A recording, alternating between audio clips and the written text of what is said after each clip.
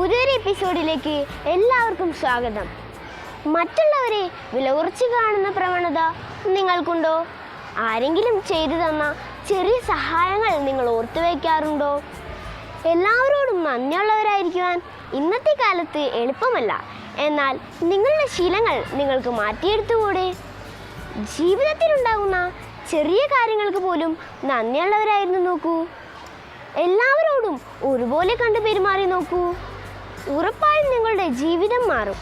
ഒരു പുഞ്ചിരി മറ്റുള്ളവർക്കായി ഞാൻ പൊഴിക്കവേ ഉദിക്കുമെന്ന ആത്മാവിൽ 1000 സൗരമണ്ഡലം എന്ന് തുടങ്ങുന്ന വരികൾ നിങ്ങളിലും പ്രതിഫലിക്കട്ടെ.